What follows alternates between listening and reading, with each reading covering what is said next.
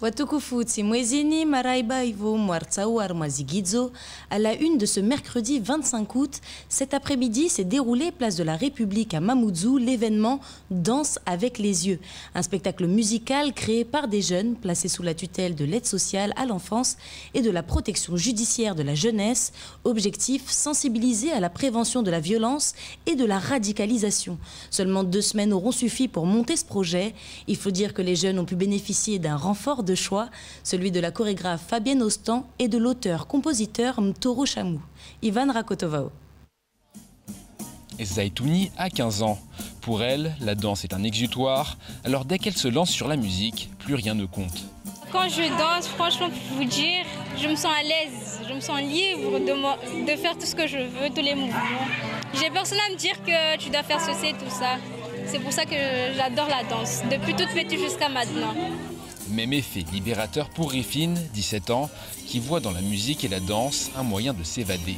Le temps que je suis un peu stressée, je mets la musique, je danse et puis j'oublie. Ça fait partie des choses qui me font oublier de mes problèmes, je peux dire ça. Comme Rifine et Zaitouni, ils sont une quarantaine de jeunes réunis cet après-midi place de la République à Mamoudzou. Placés sous la protection judiciaire de la jeunesse pour certains et auprès de l'aide sociale à l'enfance pour d'autres, ils interprètent en public un spectacle de danse qu'ils ont monté de toutes pièces avec le concours de la chorégraphe malvoyante Fabienne Ostan. Ce spectacle, comme vous avez pu le voir, c'est ayez confiance. C'est en même temps la jeunesse qui montre ce qu'ils sont et qu'en groupe, ils peuvent créer des choses. Ils étaient tout pleins d'énergie, ils se sont donnés quoi. Et c'est aussi pour montrer aussi à les adultes, aidez-nous à devenir grands, aidez-nous, dites-nous quand on fait quelque chose de pas bien, expliquez-nous. Nous on est fous, on est joyeux, mais aidez-nous, cadrez-nous. Permettre aux jeunes de s'exprimer par la danse, c'est l'objectif de cet événement intitulé Danse avec les yeux et organisé par la PJJ et la protection de l'enfance du conseil départemental. Et pour amplifier la force de leurs prestations, ils ont pu bénéficier du concours de Mtoro Chamou qui leur a spécialement composé la chanson Kila Moana. Au fait, cette musique que j'ai composée, c'est aussi pour conscientiser tout le monde sur le problème qu'on a ici à Mayotte, justement. Comment on peut faire pour que ces jeunes-là arrêtent d'être agressifs? Je dis, mais c'est eux qui veulent, c'est eux qui arrêteront. Mais maintenant, nous, la question qu'on se pose, comment peut-on faire pour les accompagner à ce qu'ils arrêtent un jour? Voilà, et avant tout, il faut commencer à ne pas stigmatiser les enfants. Des enfants, ça reste des enfants. Et un enfant qui est dans un territoire, il a la fin de ce territoire. Loin des débats politiques, les jeunes se seront tout de même offerts cet après-midi un moment de liberté et auront donné une image positive et pleine d'espoir. C'est désormais officiel, le ministre des Outre-mer sera à Mayotte dès ce week-end pour 4 jours. Sébastien Lecornu sera accompagné de Gérard Darmanin, le ministre de l'Intérieur. Une visite très attendue car les 2 hommes vont dévoiler les contours de la loi Mayotte, un texte qui doit notamment permettre le développement économique du territoire. C'est en tout cas ce que souhaite le MEDEF, à commencer par sa présidente, Carla Balthus. On l'écoute lors de la matinale sur Kwezi. Moi, je suis comme Saint Thomas, je dis toujours, j'attends les textes, j'attends le concret. De toute façon, c'est le gouvernement qui a fait ces propositions de faire bouger les choses, parce qu'il y a une certaine frustration par rapport à la départementalisation. Les Mahorais attendaient beaucoup plus et effectivement, ça fait 10 ans que nous sommes département. Donc quand on fait le bilan, on a plus le sentiment de comment dirais-je, avoir plus de contraintes, mais on ne voit pas forcément tout de suite les avantages. Donc les Mahorais attendent beaucoup.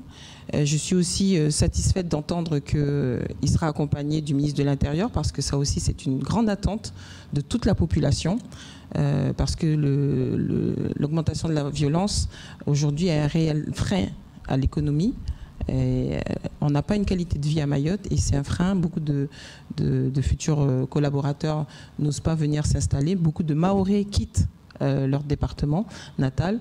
Et on attend aussi, la population aussi attend l'alignement des minima sociaux, puisque beaucoup de Mahorais quittent aussi pour bénéficier des minima sociaux.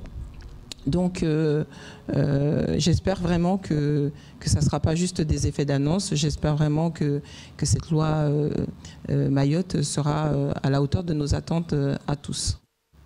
Le reste de l'actualité en bref, l'inquiétante hausse du prix du fret, le président de la République malgache en visite à Paris et pour finir, un café des naturalistes sur la vie et la migration des tortues. Au montage, Leslie Vimenet. Mayotte accueille actuellement Damien Chevalier. Ce chercheur du CNRS étudie les tortues marines depuis plus de 10 ans en Martinique et en Guyane. Il est actuellement à Mayotte pour encadrer la thèse de Sophie Morisseau, une jeune chercheuse avec qui il a travaillé sur la plage de ponte de tortues de Sazilé. Ce site, qui fait l'objet d'un suivi nocturne par les naturalistes, accueille plus de la moitié des montées de tortues à Mayotte. Néanmoins, des mystères subsistent sur la vie et la migration de cette espèce. D'où viennent-elles? Où sont leurs zones d'alimentation finale? À quelle population de tortues de l'océan Indien se rattachent-elles? Où les bébés tortues vont-ils poursuivre leur croissance? Autant de questions auxquelles Damien Chevalier tentera de répondre lors de 2 conférences. La première est prévue le 26 août à 18 h au restaurant La Croisette à Mamoudzou. L'autre aura lieu le lendemain à 14 h au centre culturel de Chirangui. Le département voisin de La Réunion subit la hausse des prix du fret maritime. Selon la presse locale, les prix des matériaux s'envolent, des entreprises risquent la faillite et les consommateurs payent déjà les pots cassés. Le prix du riz est par exemple en forte hausse. En cause, la pandémie qui a déréglé le marché, le coût de certains conteneurs a été multiplié par 5 dans des pays fournisseurs de La Réunion. L'alimentaire, la construction ou encore l'agriculture sont les secteurs les plus impactés, car à cette crise du fret s'ajoute une pénurie de certaines matières premières. Et mauvaise nouvelle, l'île au lagon n'a aucune chance d'être épargnée. Selon Idanel, la présidente de MCG, Mayotte risque d'être touchée au moins autant que la Réunion, si ce n'est plus.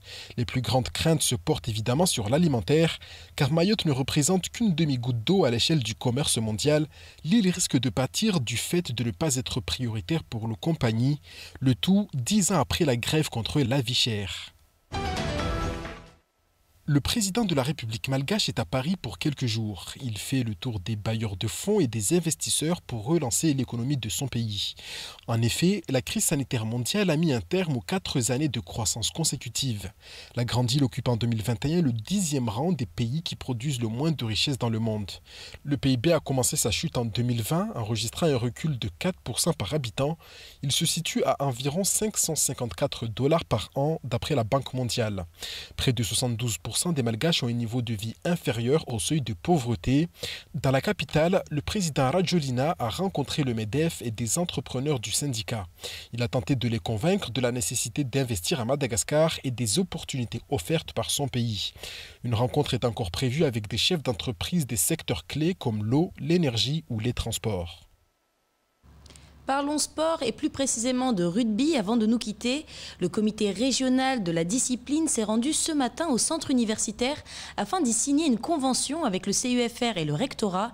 L'objectif étant de développer la pratique du sport dans le département dans l'attente d'ouvrir plus de formations dans le domaine. Un sujet signé Jaïdi Maolida. Le centre universitaire de Mayotte accueille le recteur ainsi que les chefs de file du comité de rugby et de l'UNSS afin de signer une convention portant notamment sur la mise en place d'une activité rugby universitaire. Un accord gagnant-gagnant pour le directeur du comité de rugby qui détaille les actions qui vont suivre. Ça va être principalement d'accompagner tous ces jeunes étudiants, alors là au niveau universitaire, les accompagner dans leur formation et surtout essayer de leur donner l'envie et l'appétit de proposer la pratique du sport et en ce qui nous concerne particulièrement le rugby. Là où on trouve le plus de jeunes, c'est dans l'enseignement, c'est à l'école. Donc quel meilleur endroit pour nous d'être là pour dire qu'on existe, proposer des formations, proposer un soutien technique.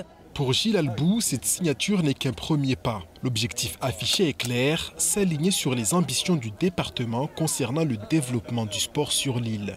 On a rappelé la volonté du conseil départemental de mettre en place un centre de formation sportive d'excellence à Mirerény sur la commune de Chirongui. Et évidemment, on ne peut pas envisager le développement de ce centre sans l'accompagnement de formation universitaire pour nos jeunes, alors que ce soit formation STAPS ou on va dire des formations autour du sport, mais toujours universitaires, de qualité, visant l'excellence.